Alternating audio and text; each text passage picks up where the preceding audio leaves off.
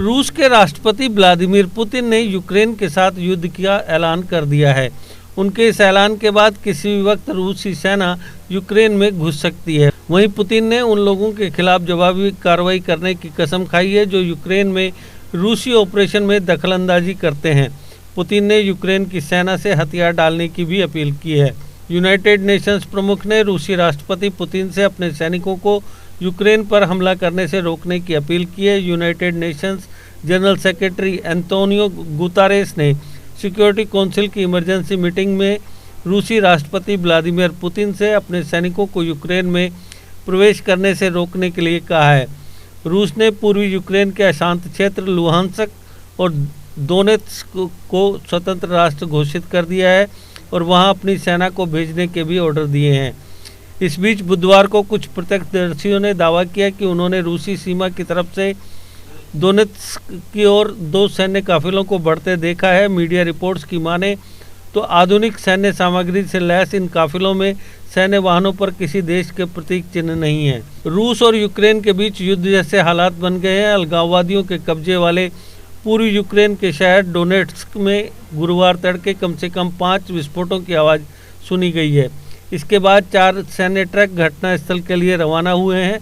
एक news report में एक प्रत्यक्षदर्शी के हवाले से ये जानकारी दी गई है।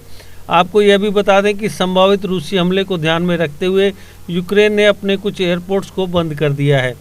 यूक्रेन सरकार ने रूस के साथ चल रहे टकराव के कारण पूरी यूक्रेन में एयरपोर्ट्स को आधी रात से सुबह 7 बजे तक बंद कर दिया। अधिकारियों ने कुछ हवाई क्षेत्र को खतरे वाले क्षेत्र के रूप में भी घोषित किया है।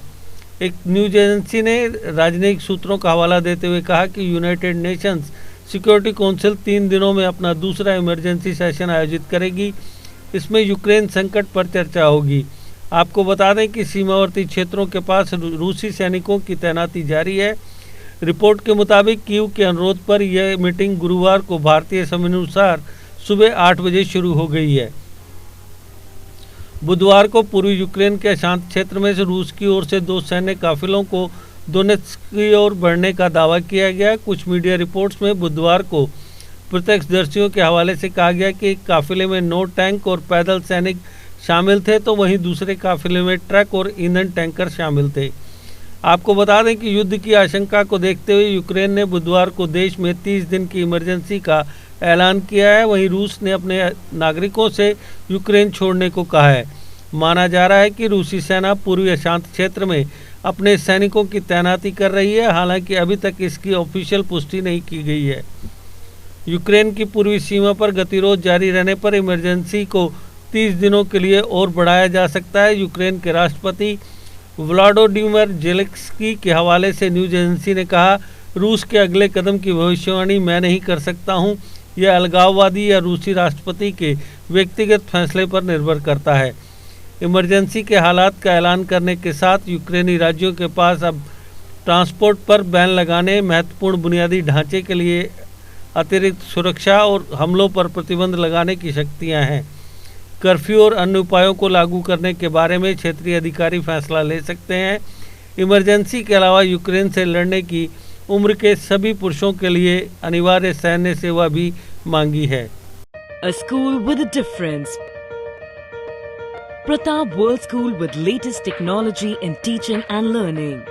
We focus on career academics, excellence and co-curricular activities. A world-class English medium co-educational residential cum day boarding school. Friendly environment, secure campus. Best hostel facilities like your home. Best school for your son and daughter. Admission open for all classes. Pratap World School, Defence Road, Pathankot. GK update रहे हमारे साथ। अगर आप ये video YouTube पर देख रहे हैं तो हमारे YouTube चैनल को सब्सक्राइब करें और बेल आइकन को क्लिक करें। अगर आप ये वीडियो Facebook पर देख रहे हैं तो हमारा Facebook पेज लाइक जरूर करें। For advertisement please contact 7051091811।